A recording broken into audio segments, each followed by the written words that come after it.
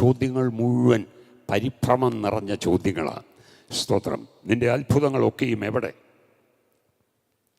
15-ാമത്തെ വാക്യത്തിൽ വരുമ്പോൾ അവനോട് 14-ാമത്തെ വാക്യത്തിൽ ദൈവം പറയുക, ദൈവം അവനെ നോക്കി.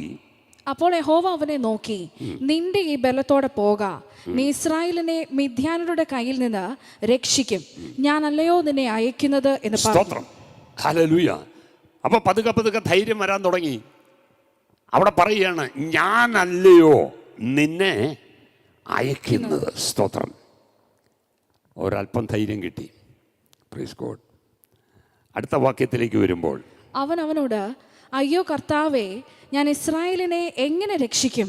മനശ്ശയിൽ എൻ്റെ കുലം എളിയതും എൻ്റെ കുടുംബത്തിൽ വെച്ച് ഞാൻ ചെറിയവനുമല്ലോ എന്ന് പറഞ്ഞു. അവിടെ സ്തോത്രം, ദൈവത്തിൻ്റെ ആ വലിയ സാന്നിധ്യം തിരിച്ചറിഞ്ഞു. ദൈവത്തിൻ്റെ നിയോഗം ഏറ്റെടുത്ത് നടത്തിയ തൻ്റെ പിതാക്കന്മാരെയെല്ലാം ഓർത്തു.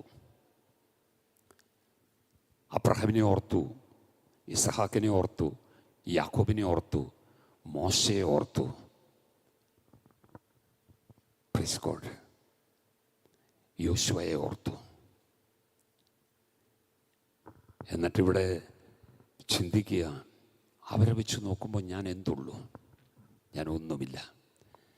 അവിടെ ഗിദെയോൻ പറയുന്ന ഒരു കാര്യമുണ്ട്, എനിക്ക് എൻ്റെ ബലഹീനത മാത്രമേ പറയാനുള്ളൂ, നത്തിങ് എൽസ്.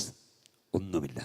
ഒന്നാമത് പറയുന്നു, മനശ്ശെ ഗോത്രത്തിൽ എൻ്റെ കുലം എളിയതാണ്, എൻ്റെ കുടുംബം ഏറ്റവും ചെറുതാണ്.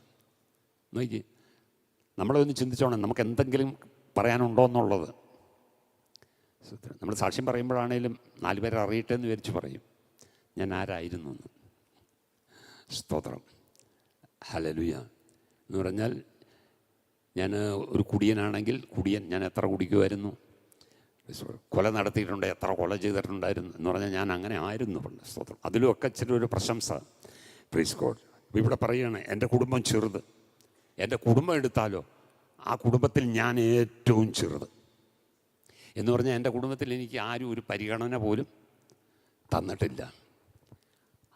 എന്നെ ആർക്കും വേണ്ട. പിന്നെ എനിക്ക് മനസ്സിലാവണില്ല, പിന്നെ എന്താ ഇങ്ങനെ വന്ന് എന്നോട് ദൈവം സംസാരിക്കുന്നത്? പലതും നമുക്ക് മനസ്സിലാകത്തില്ല. നല്ല കാര്യമാണ് ദൈവമക്കളെ.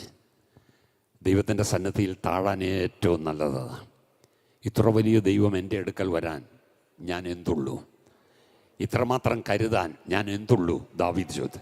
ഇതും പോരാ എന്ന് തോന്നിയിട്ട് ഇനിയും എന്നെ മുന്നോട്ട് കൊണ്ടുപോയി അനുഗ്രഹിക്കാൻ ഞാൻ എന്തുള്ളൂ? പലപ്പോഴും നമ്മൾ പാടുമല്ലോ, ഞാൻ എന്തുള്ളൂ, ഞാൻ എന്തുള്ളൂ. ഒന്നുമില്ല. സ്തോത്രം.